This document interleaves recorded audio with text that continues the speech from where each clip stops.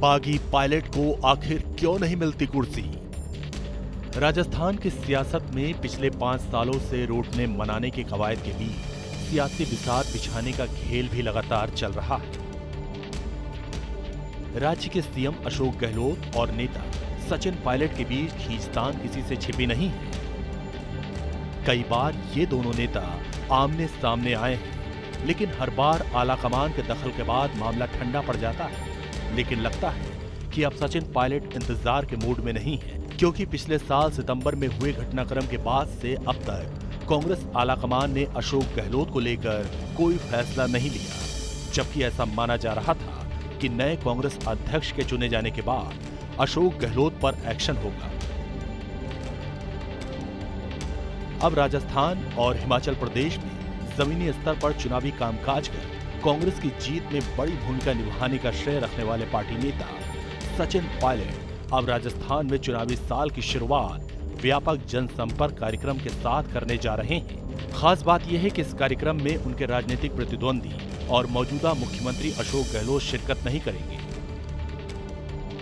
क्योंकि मुख्यमंत्री तो चुनाव से पहले आखिरी बजट में बिजी होंगे। तो सचिन पायलट ने पूरे राज्य में 5 अहम किसान सम्मेलन की योजना बनाई है।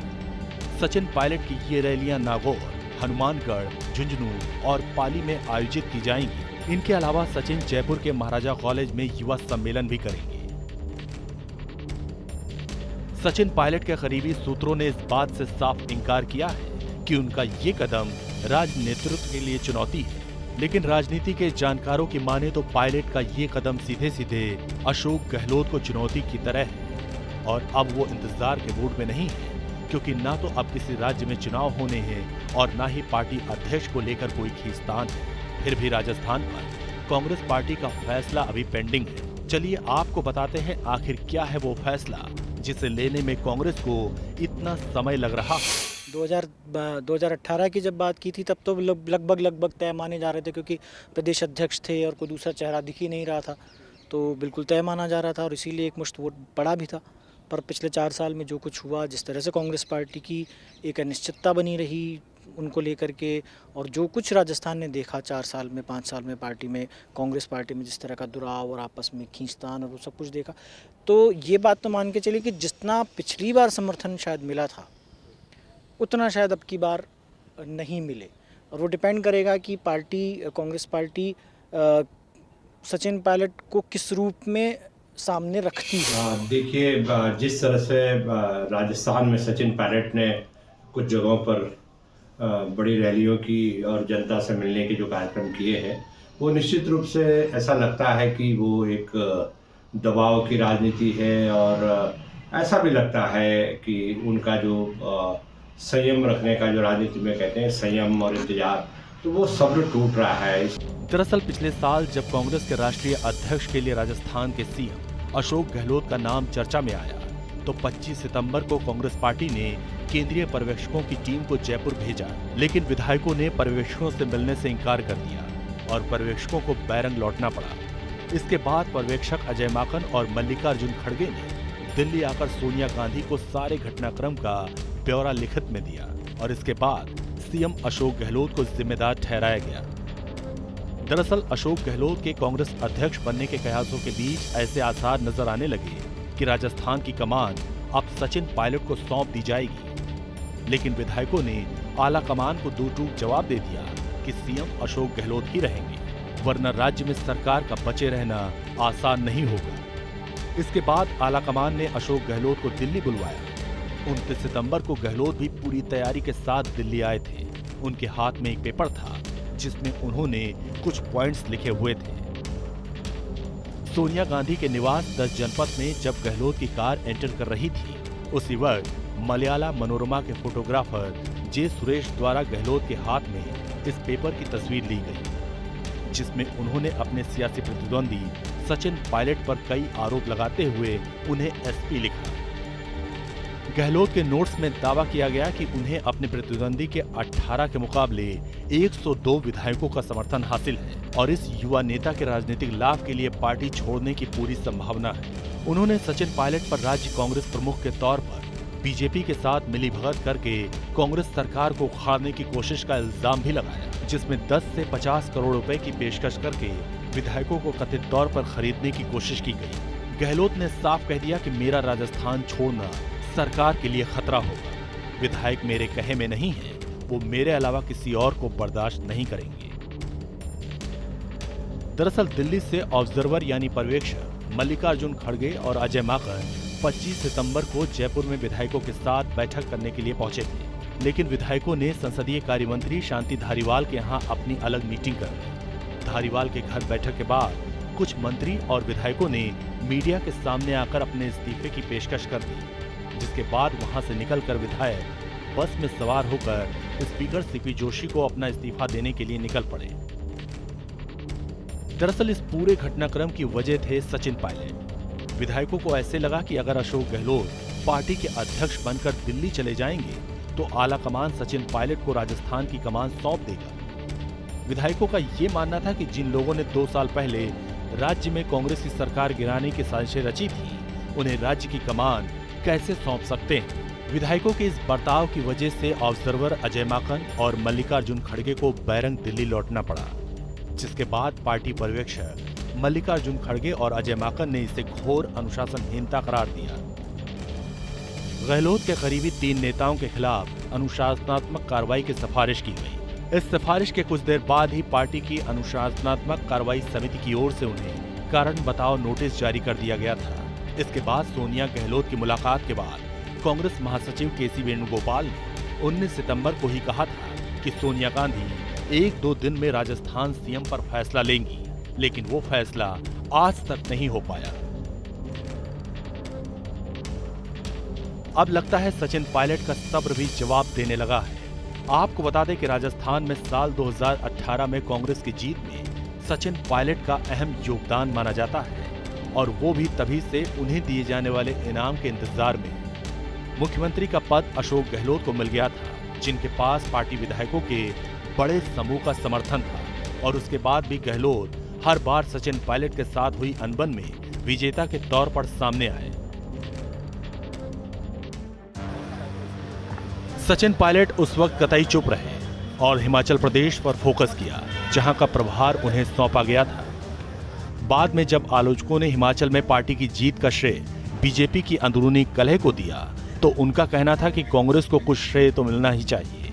दूसरी ओर गुजरात में पार्टी की हार को लेकर जहां अशोक गहलोत प्रभारी थे, सचिन पायलट ने कहा कि दोनों राज्यों में हालात अलग अलग थे और पार्टी को नए सिरे से शुरू से ही योजना बनाने की जरूरत है। देखिए, गुजरों का इफेक्ट हम पिछले चुनाव में भी देख चुके। 2018 का जो चुनाव हुआ था, बीजेपी पूर्वी राजस्थान में सिर्फ 1 सीट हासिल कर पाई थी, और वो गुजरों का प्रभाव था, क्योंकि सचिन पायलट लगभग ये तय था कि शायद मुख्यमंत्री बनेंगे, तो गुजरों ने एकमुश्त होकर के उनको समर्थन दिया था। तो पूर्वी राजस्थान तो बहुत बड़ा इलाका है ही गुजरों के अलावा। इसके अलावा मध्य राजस्थान में अजमेर, भीलवाड़ा, राजसमंद का जो इलाका है वो भी है। उसके अलावा कुछ हिस्सा जयपुर का भी है, जयपुर ज़िले का भी आता है, और इसी तरह से नीचे भी दक्षिण में भी, दक्षिण राजस्थान में भी कुछ हिस्सा है कि जहाँ पे गुजर वोट प्रभावित करते हैं।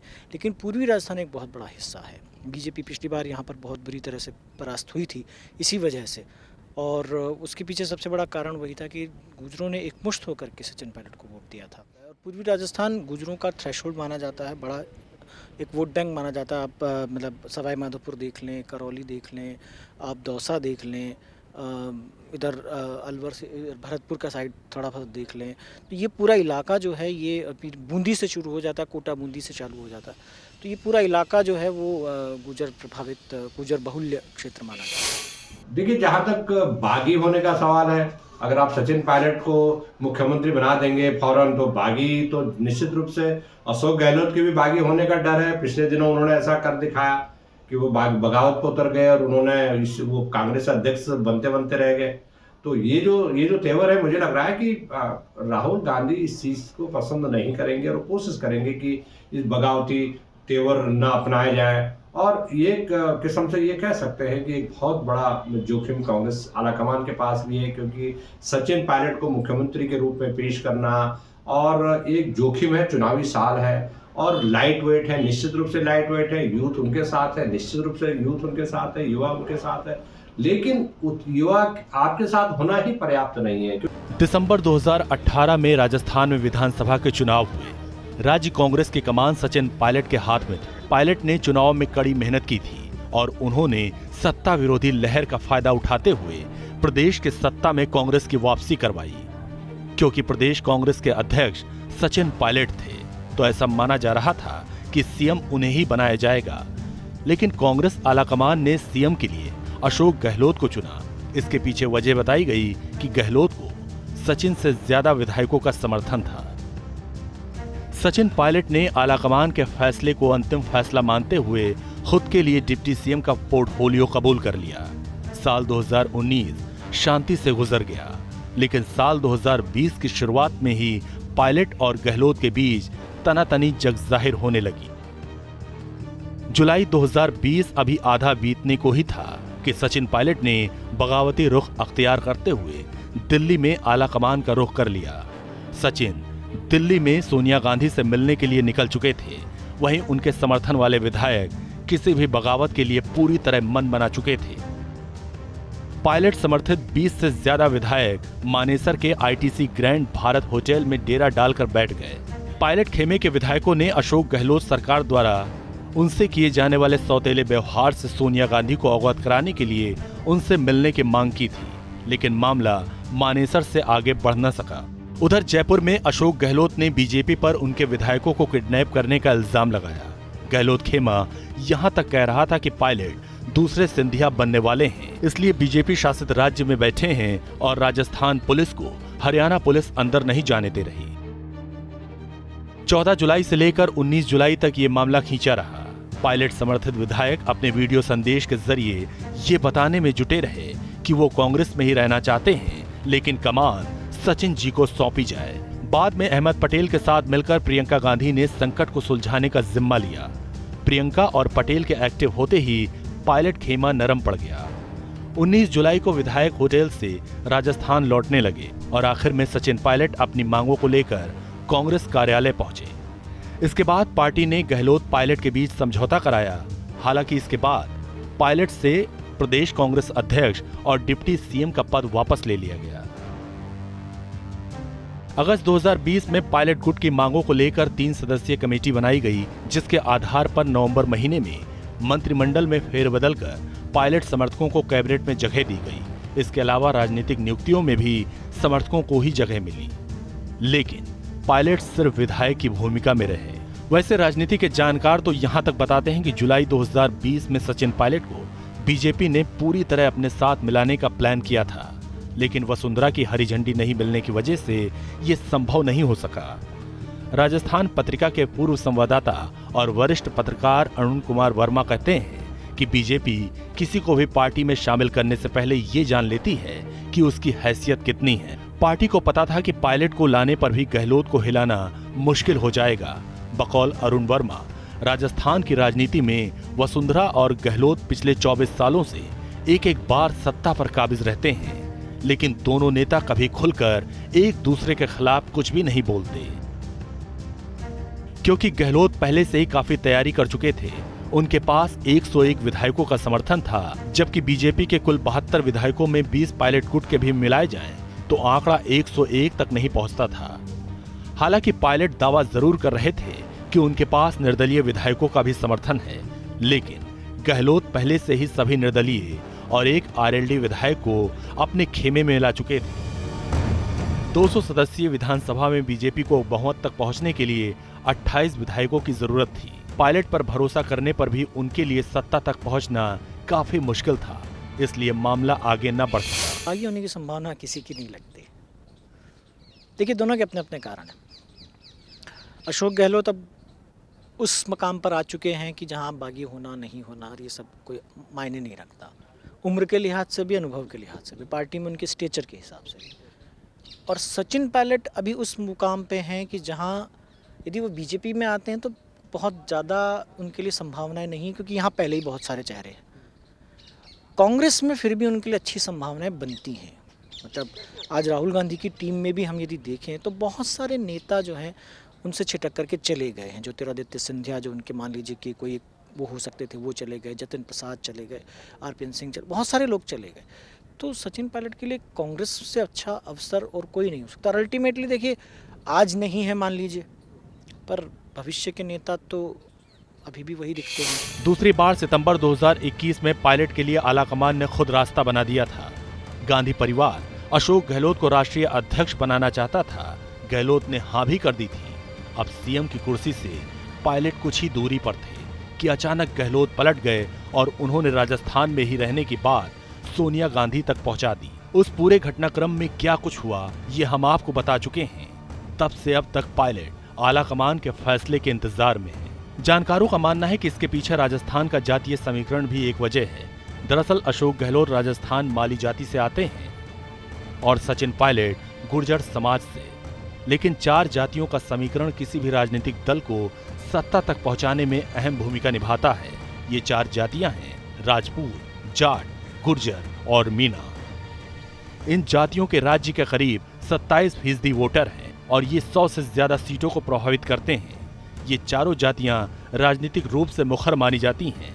यहाँ ये बात भी देखने वाली है, अशोक गहलोत खुद जिस जाति से आते हैं उसका एक ही विधायक है और वो अशोक गहलोत खुद हैं। इसलिए वो खुद को 36 बिरादरियों का नेता कहते हैं। इसमें कोई दो राय भी नहीं, क्योंकि गहलोत को एक कुशल संगठनकर्ता माना जाता है। उनके समर्थन में सभी बिरादरियों के विधायक आसानी से आ जाते हैं। पिछले दिनों उन्होंने खुद एक भाषण में कहा था कि राजस्थान में जाति के आधार पर कोई मुख्यमंत्री नहीं बनता। सचिन पायलट गुर्जर समाज से आते हैं, जिनकी जनसंख्या राज्य में 4 से 5% है। भरतपुर, धौलपुर, अलवर, करौली, सवाई माधोपुर, दौसा, टोंक, भीलवाड़ा, अजमेर, झालावाड़, बांरा और कोटा जिले में गुर्जर मतदाता हैं। मौजूदा समय में कांग्रेस विधायक दल में 8 विधायक गुर्जर समाज से हैं। जानकारों का मानना है कि सचिन पायलट चाहे कितना भी दावा क्यों ना करें कि वो सीएम पद के लिए तैयार हैं, लेकिन विधायकों में अभी तक भी उनकी पैठ इतनी नहीं कि अपने दम पर 80 विधायकों को एक तरफ कर सकें। इसलिए वो बार बार कांग्रेस आलाकमान के जरिए गहलोत की राजनीति को कुंद करने का दांव चलते हैं। वहीं कांग्रेस आलाकमान को भी इस बात का अंदाजा है कि गहलोत की नाराजगी कैसे पार्टी को नुकसान पहुंचा सकती है। इसलिए कांग्रेस के नए अध्यक्ष मल्लिकार्जुन खड़गे हों या फिर गांधी परिवार, दोनों के लिए सचिन पायलट और गहलोत में से किसी एक को चुनना बड़ा मुश्किल है। तक का जो रिकॉर्ड रहा है, मार्शल कौम के लोग जो प्रतिनिधित्व करते हैं वो आमतौर पर सत्ता में नहीं आ पाते हैं। मतलब मुख्य कुर्सी पर नहीं आ पाते। सत्ता में आते हों, मुख्य कुर्सी पर नहीं आते। भैरव सिंह शेखावत एक अपवाद रहे हैं, राजपूत समाज से वो आए हैं, इस वजह से। बाकी आमतौर पर नहीं आ पाते। कारण क्या है मैं नहीं जानता, पर ये हुआ है, अब तक का रिकॉर्ड रहा है। पायलट को लोग, जो आम लोग हैं, वहाँ जातिवादी चश्मे से नहीं देखते हैं। ये माना जा सकता है, ये कहा जा सकता है। उनके जो आलोचक हैं या अशोक गहलोत के समर्थक हैं वो ये कह सकते हैं कि उनका कद इतना बड़ा नहीं है कि वो एक मुख्यमंत्री के चेहरे के तौर पर आने वाले जो विधानसभा चुनाव में भाजपा को टक्कर दे सके। यही कारण है कि सचिन पायलट गुट ने अशोक गहलोत के उस बयान के जवाब में मजबूती से काम करना शुरू कर दिया है। सचिन पायलट के साथ पंजाब कांग्रेस के प्रभारी और जाट नेता हरीश चौधरी लगातार साथ साथ दिख रहे हैं। पंजाब में बीते दिन हरीश चौधरी और सचिन पायलट साथ में एयरपोर्ट पर नजर आए थे।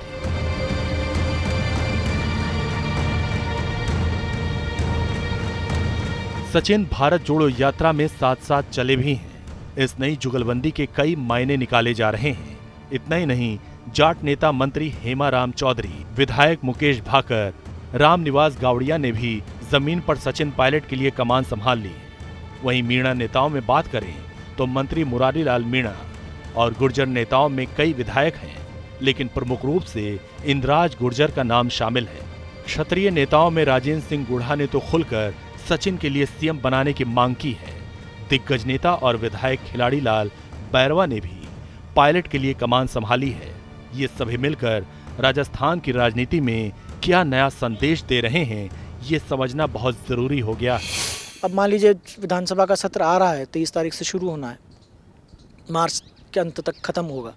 उसके बाद तो फिर कुछ बचता ही नहीं है, क्योंकि अक्टूबर नवंबर के आसपास तो फिर आप आचार संहिता में चले जाएंगे। तो 6 महीने के लिए आप बदल भी देते हैं किसी को या कुछ ले भी आते हैं, तो मुझे मतलब इस बात की संभावना काफ़ी कम लगती है। आपको बता दें कि राजस्थान में इस साल दिसंबर में चुनाव होने हैं और पायलट खेमा पूरी तैयारी में है कि अगर चुनाव से पहले सीएम का फेस नहीं बदला गया तो राजस्थान के रिवाज के मुताबिक इस बार कांग्रेस की हार तय है। जबकि कांग्रेस पार्टी के वरिष्ठ नेताओं का मानना है कि अगर पंजाब की तरह उन्होंने चुनावी साल में सीएम बदला तो कहीं राजस्थान में भी पंजाब जैसे नतीजे न देखने को मिले।